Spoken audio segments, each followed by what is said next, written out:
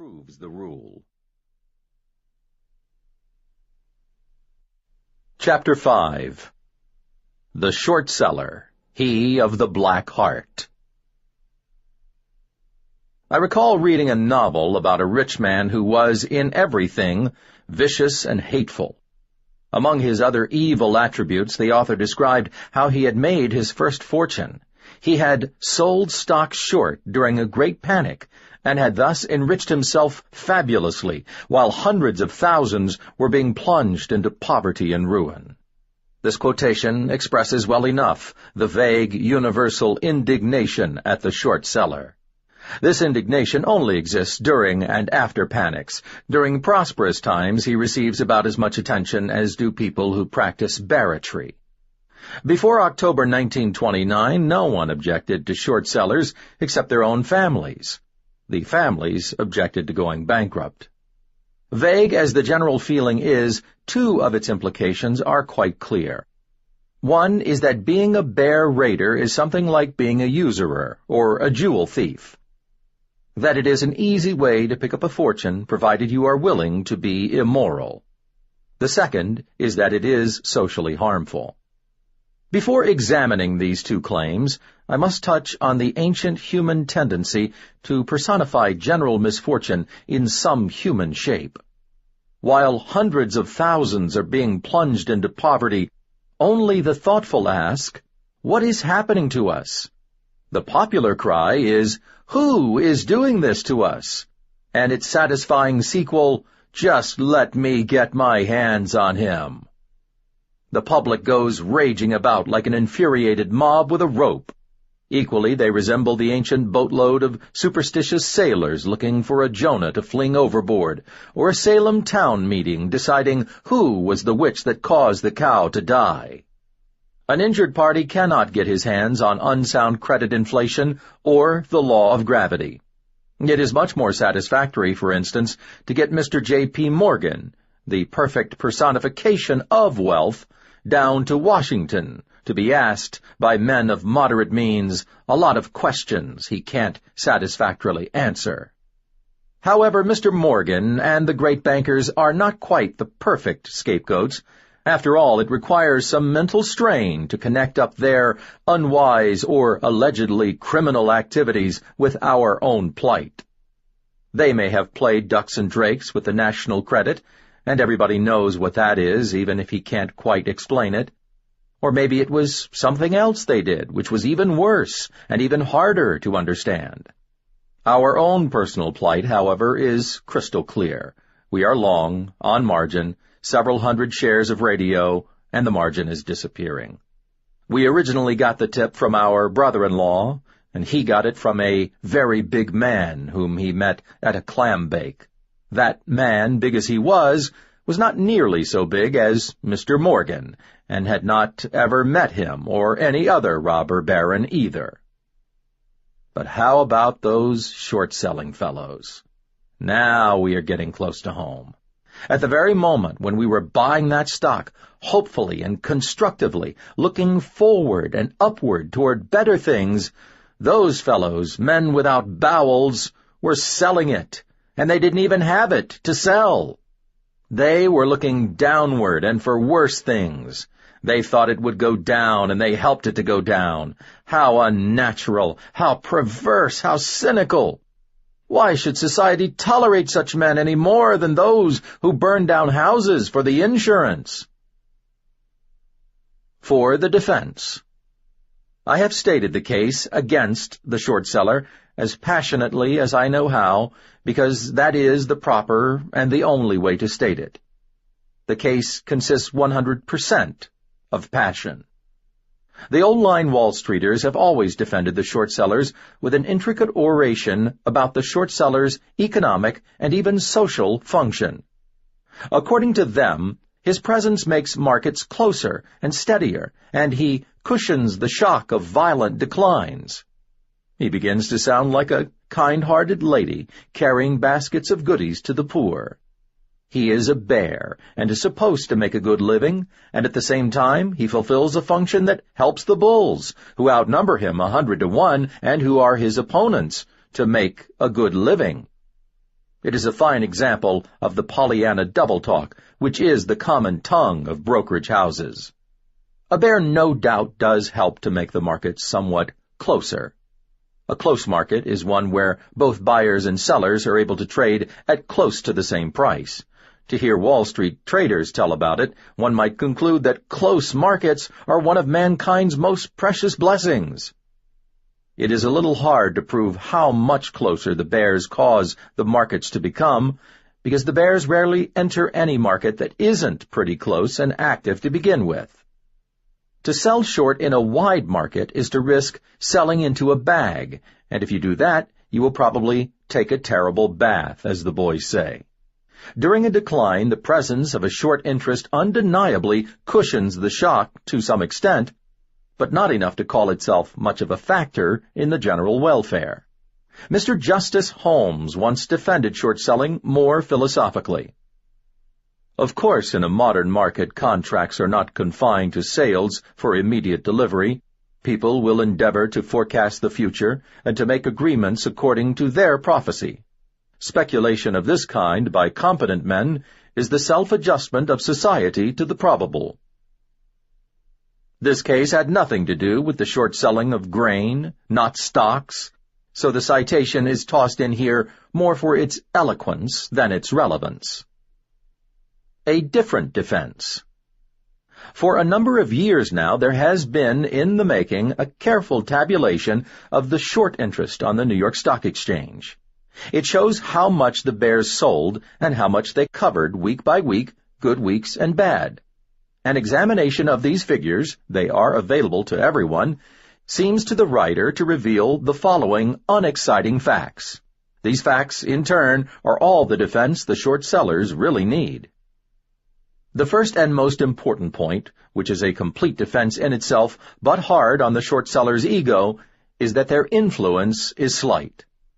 For many technical reasons, their precise mathematical participation in the market cannot be stated with any fairness, but it is small. I should say that their influence, for both good and evil, is a little more than a drop in the bucket and something less than a hill of beans. This should not be surprising news. The only short sellers worthy of the name come from the ranks of that numerically small class, professional traders, and only a few of them are convinced bears. This occupation, while not evil, is indeed perverse and unnatural. Profound psychological forces always have to be overcome to sell a stock short. Occasionally, a customer is persuaded to try his hand at it. Immediately he makes his sale, he becomes acutely wretched, and he stays that way until he is covered, whether at a profit or a loss. For some subtle reason, the idea that he owes someone some stock he hasn't got is insupportable. What he is accustomed to, quite as a matter of course, is owing someone some money he hasn't got. In comparison, this condition scarcely worries him at all. When he buys a stock, borrowing money casually from the broker to do it, and the stock goes down 5 points, he is comparatively calm. But when he sells it short, and it goes up 3/4, he is immediately desperate. He thinks it might go to 1,000, although precious few stocks ever have. When he buys it, he never considers that it might go to 0, though that is the precise figure where a great many common stocks eventually wind up. Added to everything else when he is short is a dim, unwarranted feeling that maybe he is going to be arrested by the police. I suggest that one cause of this feeling is the deathlessness of that classic couplet, "He who sells what isn't his'n must buy it back or go to prison." The above, which is not particularly good doggerel nor particularly correct, has persisted since the days of Uncle Dan'l Drew. No speculator who hears it is ever able to forget it. Some poet should arise who would sing a convincing warning on the other side. How would this be? "He who buys what he can't pay for is not the man to shout hooray for." This rhymes, and it is accurate, but as a terrifying couplet it doesn't seem to be so good. With and without bears. Perhaps the chief ideal of those who oppose allowing short selling is that markets shall not break downwards with violence. That this ideal shall ever be attained is as doubtful as that violent tragedy shall ever be eliminated from life itself. What is demonstrable is that the elimination of short selling certainly won't prevent these catastrophes at all. This demonstration is empirical. One needs only a glance at markets where short selling is either forbidden, impossible, hampered, or allowed, and compare what happens. 1. Dictatorships always immediately ban short selling, since it is axiomatic with them that no professional pessimists are going to be tolerated. Now, whatever the reader may think of totalitarian philosophy in general, I do not think he will envy them for their condition of their security markets. 2. There has never been any short selling whatever in real estate, that great investment medium, for the reason that it is impossible to borrow it for future delivery. But what of the stability in markets in speculative real estate? Prices frequently go a way up, and then, when this movement is terminated, they go a way down. In fact, it might be better pictured by saying that prices, after a real estate boom, don't go down at all. They just seem to evaporate. Such commodities as wheat or copper or pepper can be sold short, and customarily are. Their prices, too, break far down when a boom collapses. There is no honest way to compare these declines statistically, but I think it is observable that the declines in commodities are less disorderly than in speculative real estate. 3. Right on the floor of the New York Stock Exchange, most everything that has to do with this controversy has been given a thorough tryout. Before 1933, short sellers could do what they pleased. Under that system, we had ill-advised booms and murderous panics, besides other periods when nothing spectacular happened. Since that date, short sellers have been so restricted in their activities that your maiden aunt couldn't really complain of their sins. The resulting phenomena have been precisely the same, save that the dull stretches are more in evidence. The dull stretches do not seem to add any useful contribution to the national economy. 4. At any period, it is easy to compare the actions of stocks which have a short interest with those that haven't. In both cases, choose a stock with a respectable corporate history behind it. Inactive listed stocks have virtually no short interest, and the same is true for many important issues traded over the counter. In the case of a general market break, what happens? Let us call the well-known, continuously traded stock, which has a short interest, American Popularity of Delaware. It is affectionately called POP by the boys in the boardroom. The other stock of comparable rating, in which transactions are rare, is United Chamber of Music. No one dares to be short as much as 100 shares of chamber music, because no seller may turn up for a week, nor a buyer either. Both stocks are quoted at 75. That is to say, popularity is actually selling there. The last sale of music took place at 75 day before yesterday. It is now quoted, bid and asked, 75 to 80. Now comes the general market break. Its causes will be crystal clear only after the storm. Anyway, the ticker starts to chatter like a terrified gibbon. American Popularity starts downward with the promptness of a runner leaving his mark. It sells down to 70 and then gallantly rallies a bit, having ticked at most of the intermediate eighths. Chamber music, imperturbable as a bump on a log, remains quoted 75 to 80. There is an hour's lull. Then all hell breaks loose, and the market falls out of bed. Pop, still playing most of the grace notes down the scale, breaks through 70 without even pausing to wave a hand at the stunned onlookers and continues toward the bass clef.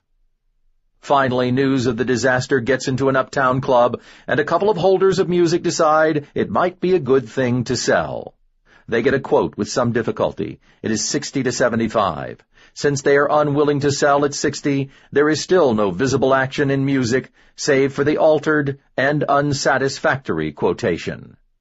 Now, 2 or 3 weeks later, when the firing has ceased and the market has leveled out, it is likely you will find both stocks quietly selling at 55. In this case, our sympathy goes to the holders of music, who had such scant chances of selling. However, it is equally likely that the downward movement ceased after 3 days, and that 3 weeks later, both stocks were again quietly at 75. In this case, our sympathy should be extended to many quondam holders of pop. For 3 days they watched it tick away the eighths and quarters with the fascinated gaze of a bird hypnotized by a snake.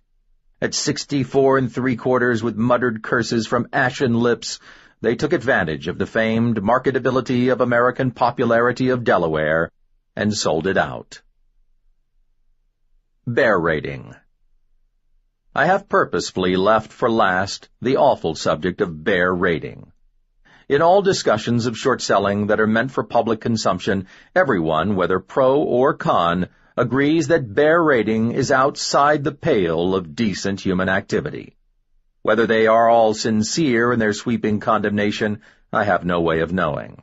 Bear rating is the further ruthless slaughtering of prices by selling short at a time when they are already cruelly disorganized by actual economic calamity. That is rating at what is considered its worst. Other operations of the rater are somewhat more technical and less spectacular. One is the effort to depress a certain stock a few points in the hope of touching off some stop-loss orders. If this is accomplished, the stock would sell yet lower, at least briefly, which gives the rater a chance for profit. Even if no stop-loss orders are uncovered, the sight of declining prices on the ticker tape usually frightens some holders into selling. That, at least, is the bear's hypothesis. A more extensive operation, looking for a larger profit, is to help depress stocks to the point where margin calls will be sent out. Since many of these calls will not be answered, the stocks, some 24 hours later, should have another sharp sinking spell. This phenomenon is so demonstrable that possibly the word theory may be used in this connection. So widespread is the condemnation of these practices at this time that one hesitates to say anything in extenuation, just as one might hesitate to say anything in favor of robbing graves. However, I will put on a bulletproof vest and mumble the following few comments.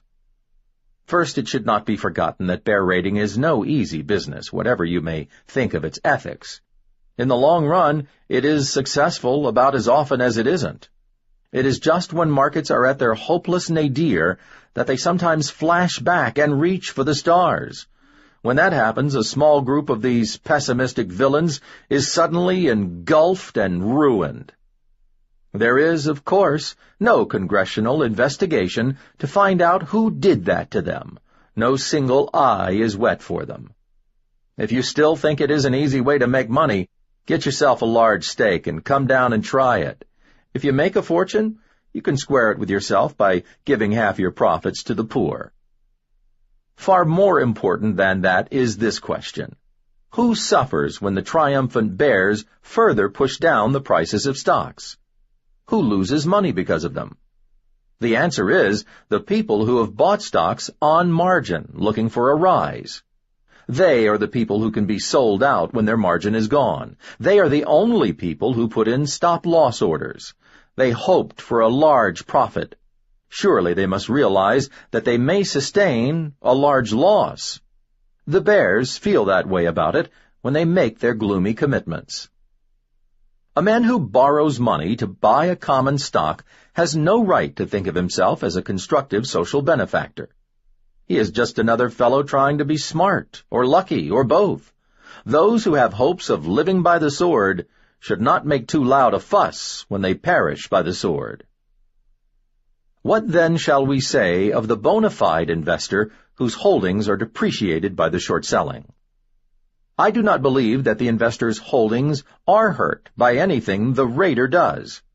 When the rater has finished his activities, there has been a sale and also a purchase because he has to buy back every share he sells. Why is that any more harmful to the investor than first a purchase, then a sale? A bona fide investor, the widow Perkins, owns and has owned for a considerable time 50 General Motors and 15 American Telephone. When the bear raiders, assisted by fate, or fate assisted by the bear raiders, step in and knock these securities down a dozen points in a couple of weeks, the Widow Perkins does not rush downtown and sell them out. She probably didn't even hear about the catastrophe, which is just as well. The bears may be able to help depress the market price of a stock. It is not they who cut the dividends. And then suppose the widow also owns a couple of inactive or unlisted stocks, which no one remotely considers raiding, say 10 Vulcan Detinning, 10 Alabama Great Southern Ordinary, and 2 First National Bank of New York. Well, when the smoke of battle has cleared away, these 3 stocks will no doubt be found to have declined, proportionately, not much less or much more than the 2 that the bears operated in. For those readers who are boiling with rage at these remarks about bear raiding, it is time to say that I was really only spoofing. The whole subject is academic, because for several years now the New York Stock Exchange has, by definite rules, made bear raiding impossible. You yourself have seen the wonderful results of this legislation. That is, you have seen them if you have a more powerful microscope than I have. Chapter 6. Puts, Calls, Straddles, and Gabble. In a recondite corner of Wall Street, business is done in options, or papers, as they are colloquially called. The business is not large or of great importance, but it is interesting in some of its aspects. Whether or not the option brokers fill a crying economic need is debatable, but at least they work and worry plenty. The common occupational diseases of this industry are gray hairs and laryngitis. In no other offices does such a complex, numerical gabble-gabble go on. This rapid babble is inherent in the option business. In an ordinary stock transaction, one party gives a market indicating the limits at which he is willing to do business. The other party usually counters with an indication of whether he wishes to buy or sell, and with how much stock and at what price he will do business. But nothing so simple as this can occur in a trade in options. The above negotiations in an option trade merely constitute a brief introduction to the transaction, and after that 6 or 7 other matters have to be bargained about. Since the conception of stock options originated abroad, where they are still much more important than they are here, much of this rapid gabble-gabble is conducted in accents, strongly tinged with Polish, Dutch, German, French, and Bronx. When the option trader is not engaged in the gabble-gabble of trading on the telephones, he is out getting customers. This means pointing out to possible buyers of options that they are a splendid thing to buy, and pointing out to possible sellers that they are a splendid thing to sell. I have even heard them, when they are excited, and excitement is the normal state of mind of an option broker even when he is home eating his supper, present both viewpoints in the same session. They believe implicitly in this paradox, which is the backbone of their business. Thus the buyer does well, the seller does well, and it is not necessary to stress the point that the broker does well enough. Many examples can be cited showing all 3 of them emerging from their adventures with a profit. One wonders why the problem of unemployment cannot be solved by having the unemployed buy and sell each other options, instead of mooning around on those park benches. What options are, more or less. Those who already have clearly in mind what are the mechanics of options may profitably skip this section. All others, by making a careful study of what follows, should be able to glean a certain amount of confusion from it. The subject, like pinochle, is not profound, but it is complex. If you really want to learn about options, you must take a little money and buy one. At the end of 30 or 90 days, no matter what else happens, you will have a clearer idea of its multiple possibilities than you can get here. There are 3 kinds of options: calls, puts, and straddles. To try to describe them in general terms is like describing a spiral staircase without using gestures. Let us get down to cases and illustrate with a fairly typical transaction, the buying of a certain call. No case can be truly typical. The variations are infinite. Suppose you get a hot tip that a certain stock, selling at 50, is going to have a sharp rise, and you make up your mind to speculate in it to the extent of 100 shares. The usual procedure is to procure $3,000 or more, buy the stock on margin, and pray for it to go up. If it does not go up but down, it is quite conceivable that you will lose all or much of your $3,000. But suppose instead of doing this, you ask your broker to quote the market in calls on this stock. It turns out that for a mere $137.50, you can buy a call, good for 30 days at 52 3/4. This seems just too good to be true. It really isn't. So you do it. How are you fixed now? The great point is that no matter how disappointingly the stock acts, even if it sells down to zero, all you stand to lose is $137.50, which is a far cry from $3,000. If it goes up, you may demand from the broker 100 shares, any time in the next 30 days at 52 3/4. Then you sell the 100 shares out on the stock exchange at the higher price, and the difference is yours, all yours, except for the commissions, plus the $137.50 that you have already paid, and a few details. After that, all you have to decide is whether you should go to Florida or pay for your brother-in-law's appendicitis. Puts are the opposite of calls. When you buy them, you make your profit if the stock goes sharply down. Your loss is similarly limited to the price of the option, which is frequently $137.50. Straddles are a put and a call bought together. They cost you more, but when you have a straddle, you don't care whether the stock goes up or down, so long as it goes somewhere. It must, of course, move fairly sharply and within the time limit for you to profit.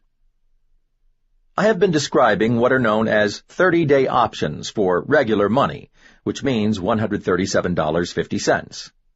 At least equally recommended are 90-day options at the market.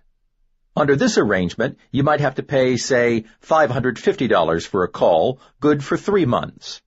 During this period, you could at any time demand from the broker 100 shares of the stock at the market, in this case, 50. You would begin to see a profit as the stock passed a price of about 56. This type of option is supposed to be an even happier medium for making money than the regular money kind. It is a controversy that I should not care to dip into. I have not begun to touch upon all the fascinating opportunities for profit to which the ownership of an option is supposed to entitle you. For instance, if your call proves profitable early, the stock should be sold short, and the option should not yet be called. Then, if the stock goes down, you cover the short position at a profit. You still have your option with weeks left to run. Its possibilities can then be exploited all over again, like those patented shirt collars after which being used only have to be wiped off with a damp cloth. But if the stock continues upward, you merely call for your 100 shares, deliver it, and then you must be satisfied with a single profit. What I have thus far been describing is the use of options for sheer, unadulterated speculation. What is put forward by option brokers as being the proper or legitimate use has an entirely different function: to limit speculative losses. By this program, options are bought as a hedge against an actual position in a stock. Suppose you are long 100 shares of a stock. If you will immediately purchase a put on that stock for 100 shares, you will thereby definitely limit the amount of money you can lose in this transaction. Similarly, the theory goes, if you are short in the market, you hedge by buying calls. This protection lasts for the period the option is written for, 30, 60, 90 days, sometimes much longer. There is no denying the fact that the above procedure supplies the speculator with definite insurance, term insurance actually, but like all other forms of insurance, it costs money to buy. Thus the simple question is set, is the price of the insurance commensurate with the amount of the protection attained? Unfortunately, this problem cannot be solved mathematically. It can be attacked empirically, but this method of research is likely to be costly. In defense of the pure gamble. Perversely enough, it is the use of options as sheer speculation that exercises a malign fascination on this writer. I do not know of anyone else who has a good word to say for this form of gamble. However, let us compare it with the almost universally adopted method of speculation, buying or selling short stocks on margin. In the first place, the option is the true long shot of stock gambling. A man with $1,500 cannot take a position in more than 100 shares, if that, of a moderately priced stock. He can, however, buy a 30-day option on 1,000 shares if he feels sufficiently heady about its immediate future. It is quite conceivable that the stock will move 10 points in the proper direction in the course of a month.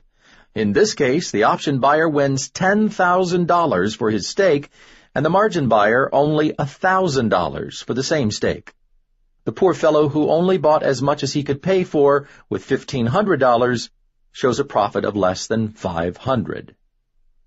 There is nothing particularly improbable about that pleasant little story, but I never happened to be around when it occurred. My second point, oddly, is a moral one. When a man buys an option, he pays for it with his small stake, and then, if his venture is unsuccessful, that money is gone forever. Nevertheless, that is all the money he is going to shell out on this particular venture, come what may. Neither his subsequent folly nor wisdom can cause him to get involved any deeper. The margin buyer, on the other hand, frequently thinks he's going to take a limited gamble only. When things go wrong, he gets a little hysterical, which he didn't expect to do. He puts up more money and eventually loses his patrimony, which he didn't expect to do. It is the case, quoted previously, of failing to get off the 20th Century Limited at 125th Street. While I am prating in this objectionable way about morals, it is only fair to consider a popular moral objection to the gambling option buyer. I, says the margin buyer, am actually putting up a substantial amount of money toward an actual purchase of some stock. I am joining in a forward-looking, constructive, patriotic sort of way in a corporate enterprise. Your option buyer is merely making a complex wager with someone about the near future price of the stock. A little further examination will show, however, that the functional differences between these two speculative fellow travelers is not so great. The margin buyer never sees his stock any more than does the option buyer.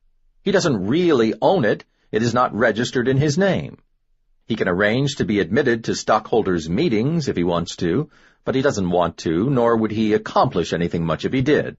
Both men receive dividends, if any, on the books, not into their pockets. The broker who sold the stock represents someone who either has the stock or who hustles out and buys it. The catch. It would be monstrous to leave an impressionable reader with the idea that the buying of options is a reliable way to make money. But the practice has so few spokesmen that I have taken it on myself to suggest that it has at least as much to recommend it as more approved speculative methods. Options are infinitely attractive to dream about. We all know many stocks which have moved much more than 10 points in a month and more than 50 points in 3 months. But when a man stops dreaming these transactions and tries doing them, something different always seems to happen.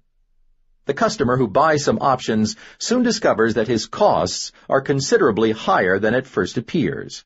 Commissions, stamps, and disappointing executions on the floor all hamper him. These, however, are only details. Choosing the proper stock at the proper time for the proper move is difficult. But the greatest difficulty, I am grieved to report, arises after all has been successfully done.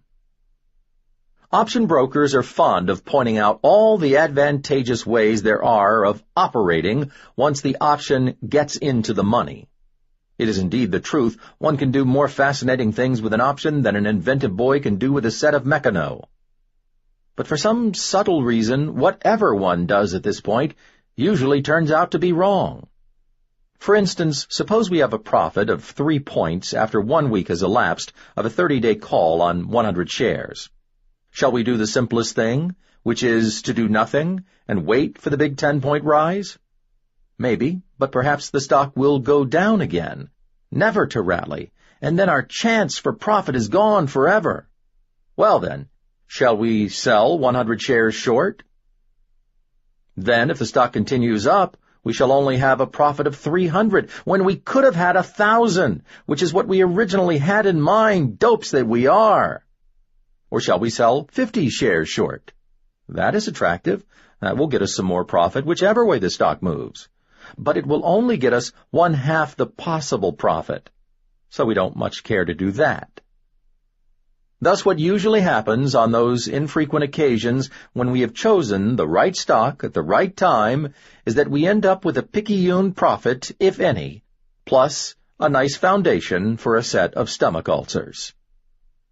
In conclusion, I leave you with this suggestion. The next time you get a hot, fast tip, quote the option market.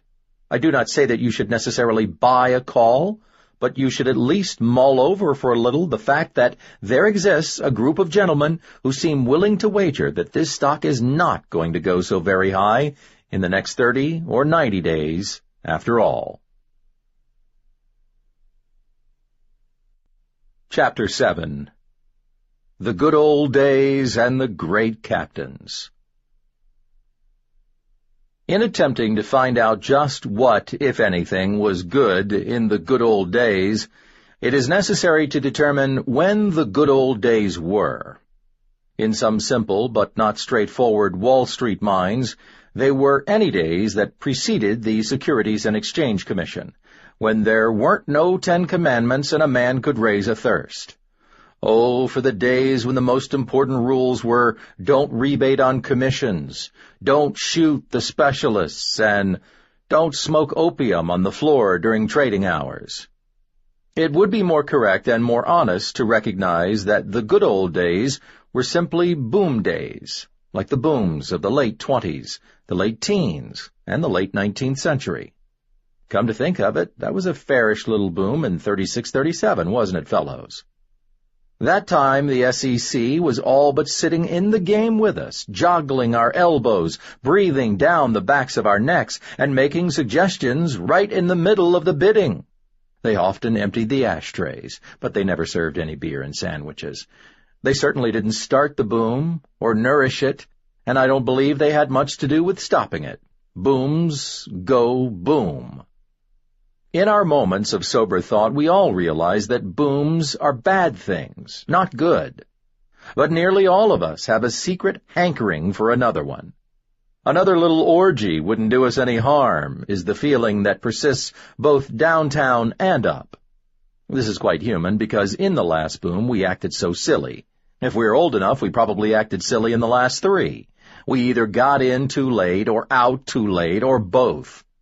But now that we are experienced, just give us one more shot at a good, reliable, runaway boom. The IQ of a big shot. There has evolved a considerable saga of the deeds and daring-do of the great speculators of the good old days. I shall not touch upon their morals, such as they were, since that subject has been covered with completeness and passion by others. I am more interested in their mentalities, which are popularly considered to have been very high. The men under discussion are those who made and often lost their fortunes in stocks, trading them, manipulating them, cornering them, and generally performing razzle-dazzle with them. This excludes such men as Rockefeller and Carnegie, who were primarily engaged in such realistic businesses as oil and steel. Their Wall Street interests only grew secondarily from that. But your true speculator starts near the corner of Wall and Broad and doesn't wander farther away than the next 2 tickers.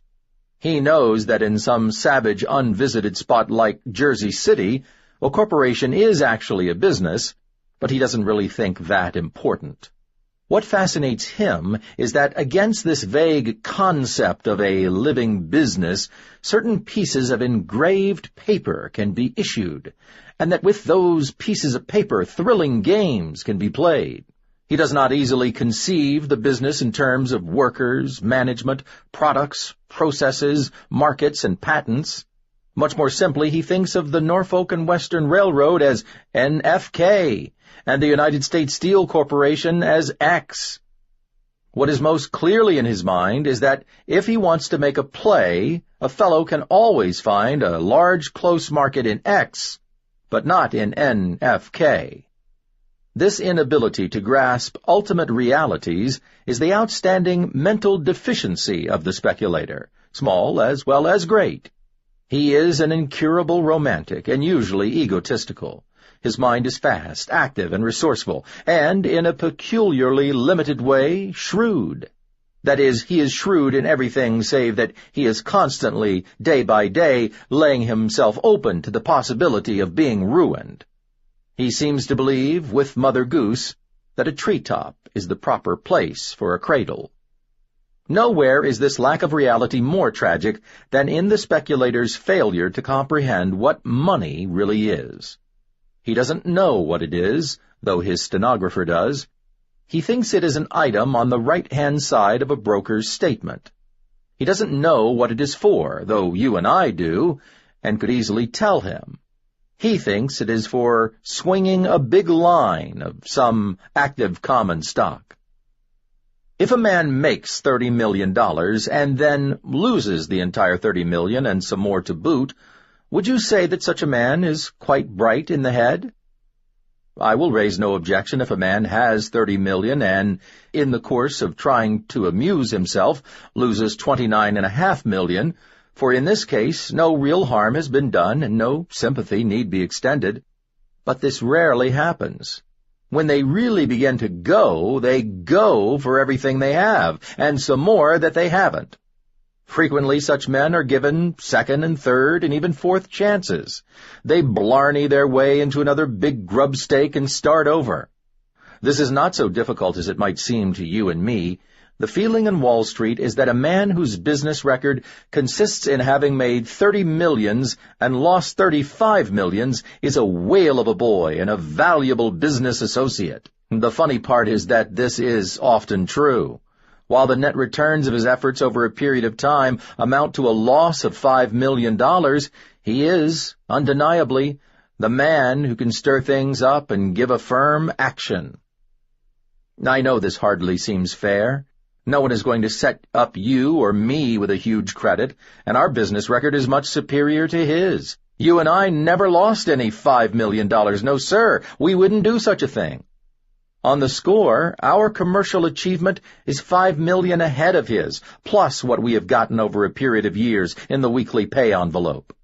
But another great advantage that he has got over us is that he owes his debtors such huge amounts.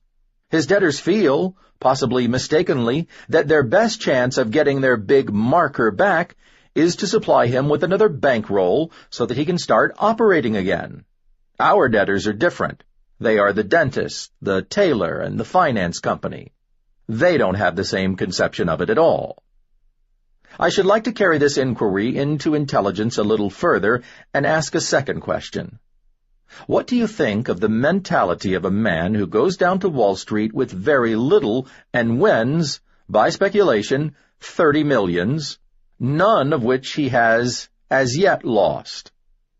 My own considered opinion is that he, too, is pretty much of a loony. In order to make his second unimportant million, he had to first risk his first precious million. Obviously he did so, and did it time and again. That he happens to have been successful each time does not really change the picture. What could he have been thinking of each time he took all those risks?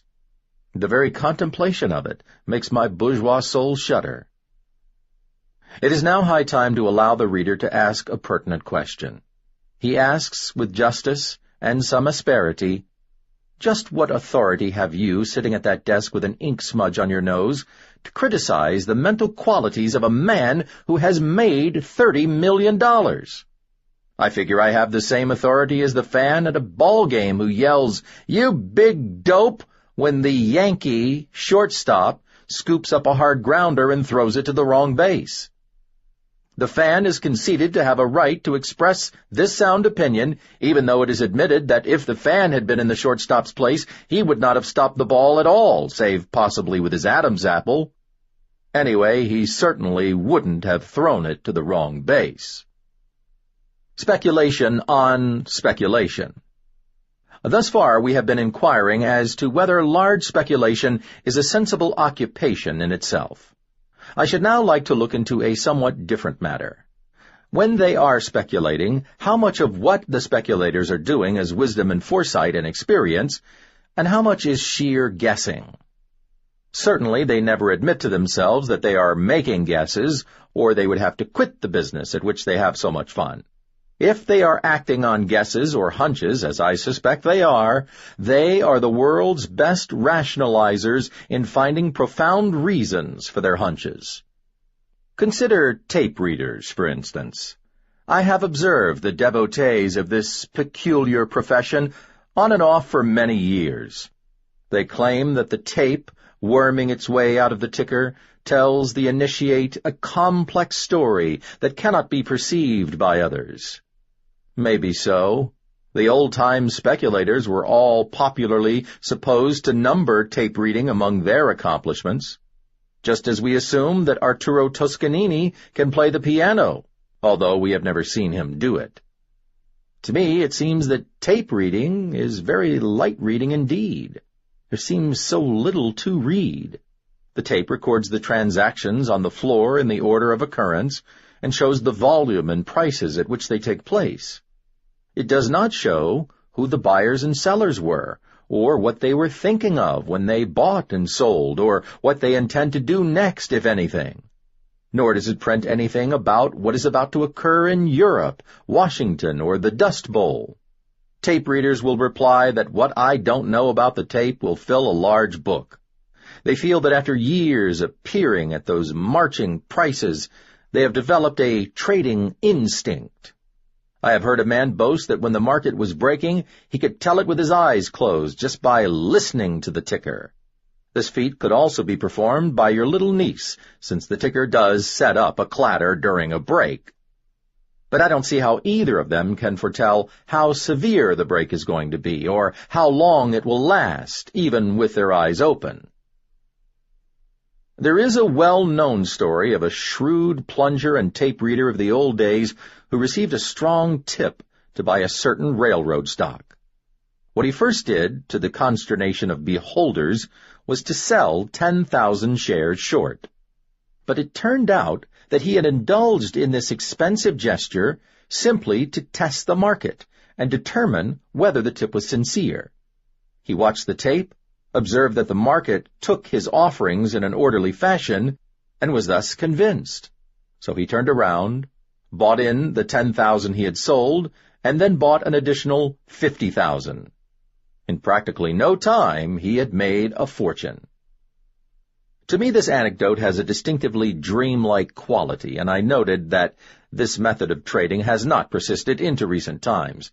No doubt this performance did occur at least once. There was no limit to what those megalomaniacs might do. If the plunger made a common practice of this stunt, I do not envy him, but I should have liked to have been his broker. I do not know of any way to determine authoritatively the question of how much of a speculator's activity is sheer guesswork disguised, and how much is sensible. Bear in mind that we are discussing speculators, not crooks.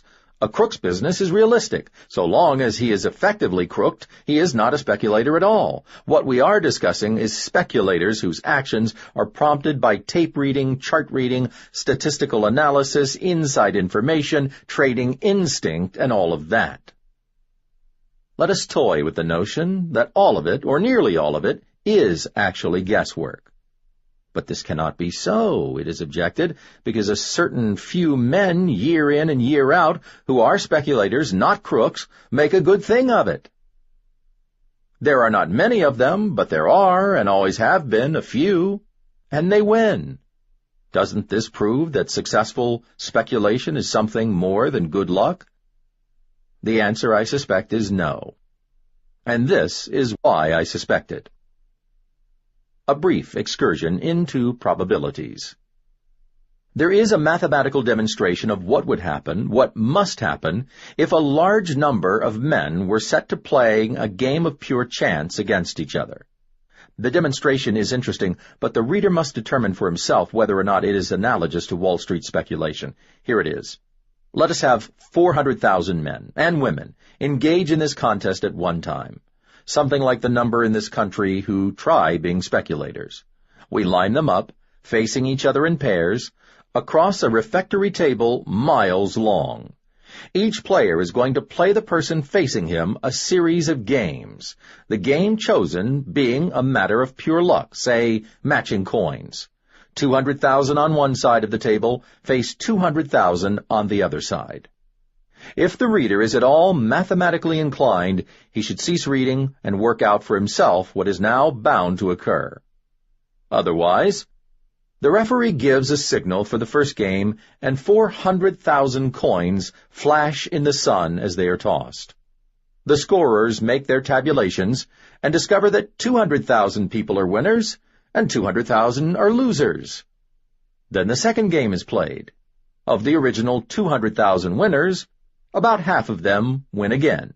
We now have about 100,000 who have won 2 games and an equal number who have been so unfortunate as to lose both games. The rest have so far broken even. The simplest thing from now on is to keep our eyes on the winners. No one is ever much interested in the losers anyway. The third game is played, and of the 100,000 who have won both games, half of them are again successful. These 50,000 in the fourth game are reduced to 25,000, and in the fifth, 12,500. These 12,500 have now won 5 straight without a loss, and are no doubt beginning to fancy themselves as coin flippers. They feel they have an instinct for it. However, in the sixth game, 6,250 of them are disappointed and amazed to find that they have finally lost. And perhaps some of them start a congressional investigation. But the victorious 6,250 play on and are successively reduced in number until less than 1,000 are left. This little band has won some 9 straight without a loss, and by this time most of them have at least a local reputation for their ability. People come from some distance to consult them about their method of calling heads and tails, and they modestly give explanations of how they have achieved their success. Eventually there are about a dozen men who have won every single time for about 15 games. These are regarded as the experts, the greatest coin flippers in history, the men who never lose, and they have their biographies written. Admittedly, it is preposterous to suggest that stock speculation is like coin flipping. I know that there is more skill to stock speculation. What I have never been able to determine is how much more. Down will come baby. When a speculator is riding the crest, he does indeed give a convincing appearance of infallibility. Not only are all beholders impressed, but he cannot help being impressed with himself. The deference he receives from his associates, his rivals, and the head waiters of nightclubs is a sincere and moving thing. But when he starts to toboggan down the other side of the hill, what becomes of the wisdom that was so evident a short time before? Who has gotten inside his skull and tampered with that fine brain? Sometimes he recovers himself before hitting bottom, and sometimes he doesn't. If he doesn't, there finally comes the day when the collar of his last sulka shirt is frayed. Then he, who found it easy to produce a couple of $1,000 in a day, finds it dreadfully hard to earn that much in a year. Often the cycle is brief. There was that day when, without much grace, he bade farewell forever to the company of poor men. Then perhaps it was only a few years later, with less grace, he awkwardly tries to rejoin them, and finds that they are not much interested in listening to his former exploits. In Thackeray's Vanity Fair there is a masterly description of a ruined speculator, which demonstrates that the genus has not altered an iota in over a century. Old Mr. Snedley was not a realist either. He felt strongly that scoundrel Napoleon had escaped from Elba and rallied all France to his banner chiefly for the purpose of making it impossible for him, Mr. Snedley, to meet his obligations on Contango Day. Most of the great speculators either ended their days in penury or came sickeningly close to it one or more times. An interesting exception was Hetty Green, who never took a backward step. She started rich and soon got richer, and after that she got richer and richer. But Mrs. Green was something of a realist, being both a woman and a miser. Few great speculators are either. They. For the loosest use of a pronoun in the English language, I nominate they. As in the common Wall Street expressions, they are accumulating the coppers, they are taking profits, they are going to put Chrysler through par, and they won't let this market run away until after the Republicans have won the election. Who are they? They are either the great speculators and manipulators, or the daemons of the netherworld, or both. A generation or so ago, it seems probable that they had a tangible existence. They were probably Daniel Drew and Cornelius Vanderbilt, Jay Gould and Jim Fisk, and some other human oddities. Then the markets were small, and they were big. They played their fantastic games with the price of gold or the stock of the Erie Railroad, not an enviable property even then. And they made and broke their followers and each other. But by the late 1920s, the markets were huge, and they, though often invoked, were deities of a very limited power. Did Mr. Mike Meehan put radio up, or did radio put Mr. Meehan up? Similar questions can be asked of Mr. Cutton, Mr. Mitchell, Mr. Livermore, Mr. Durant, and the 6 Fisher brothers, and countless others whose names were then breathed with awe. Certainly, when their respective pets started down, most of them tried to halt the decline. They looked as though they were trying to stop an express train by leaning gingerly over the track and blowing smoke rings at it. For the last 10 years, there haven't been any great speculators or manipulators at all. But the use of the pronoun they continues unabated. It must be the daemons these days exclusively. Manipulators. So much has been written and argued about manipulation of stocks that I am reluctant to add much more. The business is based on the fairly sound hypothesis that the public is chiefly interested in buying stocks that are going up. Thus, the manipulators select a stock that they think is underpriced and that has a good story for a tip to go with it. And they try to see to it that it goes up. They also spread the tip, of the truth of which they have carefully convinced themselves, and which may indeed turn out to be true. If the manipulators make the price rise by washed sales, which are not true transactions and don't cost anything but commissions, my opinion is that this is a fraud and that a moderate stay in jail would not be out of place for them, even though personally they are jolly fellows. It is, of course, equally pernicious fraud if they spread false information to go with the wash sales, and a double sentence should be in order. But if they make the price go up by actually buying the stock and paying money for it, I tend to wish them luck, if for no other reason than that they are certainly going to need it. For at the conclusion of this first part of the operation, they find themselves the owners of a great deal of stock, purchased at ascending prices. At this point, the gullible public is supposed to come galloping in to buy the stock from the manipulators at still higher prices. But not infrequently the gullible public acts like an overfed trout and just pays no attention. When this happens, the operators, who in the beginning fancied themselves as devilish manipulators, wake up one morning to find that they have become involuntary investors. Manipulation, like other frowned-on practices I have cited, is not an easy road to fortune. I recall a correspondence of many years ago, A pool manager, having been supplied with large funds by a pool of a dozen men to hoist a certain stock, was having no success whatever. He had bought plenty of stock, and the stock was still down. He wrote a letter to each of the members of the pool, explaining at length the hard luck he had run into, and asking them each for an additional contribution of $50,000. With this, he assured them, the chestnuts could be pulled out of the fire, and a handsome profit would be substituted for an apparent loss. One of his replies read as follows: Dear Mr. Blank, enclosed, please find the check for $50,000, which you requested in yours of the 15th. It was not really necessary for you to assume an apologetic tone. I am sure that you have done your skillful best in this matter, and I am sufficiently experienced to understand that you have encountered reverses which could not be foreseen. Trusting that our enterprise will turn out in the profitable way that you outline, I remain sincerely blank. P.S. That is what I would have written to you, you deleted, if I had been sucker enough to enclose any check for $50,000. A bowl of nickels.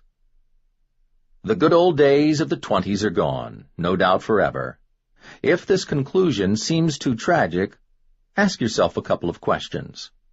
1. Are you quite sure that you would care to see all those people who had big money then have it again? 2. Just how grand was the grandeur that was Rome as its grandest? In the later 20s, there was very little poverty, at least among the white-collar and stiff-collar classes, and that was dandy. There was also very little grace, taste, or humility. We had practically attained the goal of a chicken in every pot, and were well launched toward a loftier cultural achievement. This was a hangover every Sunday morning for everyone, obtained at the country club dance the evening before. Then, after a brisk bromo seltzer, out into the great outdoors to play golf, originally a Scotch game, for $50 a hole, with carryovers. In 1929, there was a luxurious club car, which ran each weekday morning into the Pennsylvania station. When the train stopped, the assorted millionaires who had been playing bridge, reading the paper, and comparing their fortunes, filed out of the front end of the car. Near the door there was placed a silver bowl with a quantity of nickels in it. Those who needed a nickel in change for the subway ride downtown took one. They were not expected to put anything back in exchange. This was not money. It was one of those minor conveniences, like a quill toothpick for which nothing is charged. It was only 5 cents. There have been many explanations of the sudden debacle of October 1929. The explanation I prefer is that the eye of Jehovah, a wrathful God, happened to chance in October on that bowl. In sudden, understandable annoyance, Jehovah kicked over the financial structure of the United States and thus saw to it that the bowl of free nickels disappeared forever. Chapter 8. Investment. Many questions and a few answers. Investment and speculation are said to be two different things, and the prudent man is advised to engage in the one and avoid the other. This is something like explaining to the troubled adolescent that love and passion are two different things. He perceives that they are different, but they don't seem quite different enough to clear up his problems. Investment and speculation have been so often defined that a couple more faulty definitions should do no harm, the science of economics having reached a point where further confusion is impossible. Thus, speculation is an effort, probably unsuccessful, to turn a little money into a lot. Investment is an effort, which should be successful, to prevent a lot of money from becoming a little. If you take $1,000 down to Wall Street and attempt to run it up to $25,000 in the course of a year, you are speculating. If you take $25,000 down there and attempt to earn $1,000 a year with it by buying 4% bonds, you are investing. The odds against your being successful in the first venture are roughly 25 to 1. The odds against the success of the second venture are odds-on, or something like 1 to 25. Thus the difference becomes one of degree rather than of kind. Of course, a bond salesman never says, come on, mister, buy these bonds. They will yield you 4% return, and there's scarcely 1 chance in 25 that they will go bust. The salesman tries to avoid even thinking of his bonds in such ghastly terms. He prefers to base his thinking on a more orderly and conventional pattern. Thus, common stocks are speculative, preferred stocks are not nearly so speculative, debenture bonds are pretty darn safe, and mortgage bonds are safe. Unfortunately, the exceptions to this are enormous and continuous. Year after year it is demonstrated that the common stocks of some corporations are a great deal safer than the mortgage bonds of certain others. Headaches of the wealthy. People with money feel that they should be able to rent out their money at a modest rental to people who need it, and that there shouldn't be any real danger of the money being lost. Marxists feel that this entire procedure is perfectly disgusting. In any case, the procedure is becoming so extremely difficult that the Marxist must feel gratified. The problems of safe investment seem particularly tough at the present moment. They were never really easy, though at times they seem to be. Great family fortunes seldom last long. Occasionally the heirs spend all the money. More often they lose it in the course of investing it. For instance, a century ago it must have been very easy to sell canal bonds to the most conservative type of investor. The story that went with them was cogent and reasonable. Canals were far and away the best and cheapest method of transporting goods. Commerce could not get along without them. It was difficult and costly to build competing ones, etc., etc. We all know what happened to canal bonds then, and what seems to be happening to railroad bonds now. And what is going to happen to your good toll bridge bonds, madam, just as soon as someone invents a device which will enable automobiles to leap over rivers? Trust companies and investment counselors warn us that our investments, even the most conservative ones, will not take care of themselves, but that they must be constantly watched. They never said a truer word. But in my case, at least, the use of the word watch is unfortunate. It calls to my mind the common promise of a customer's man to watch for you a certain stock in which you have just taken a speculative commitment. This promise he assiduously keeps. He watches every quotation of the stock on the tape, and if the stock gets weak, he doesn't even go out for lunch. He munches a sandwich and continues to stare at it. If it breaks badly, he watches even harder. His eyes begin to bug out a little. But the stock is not made self-conscious by his staring. It continues down. Watching is apparently more effective on kettles than on securities. It is not known at the present time just how much more effective this is than the watching done by investment counselors. No box score is kept in the investment counsel game, and no batting averages. My own method of research was to ask a number of investment counselors how their clients were doing.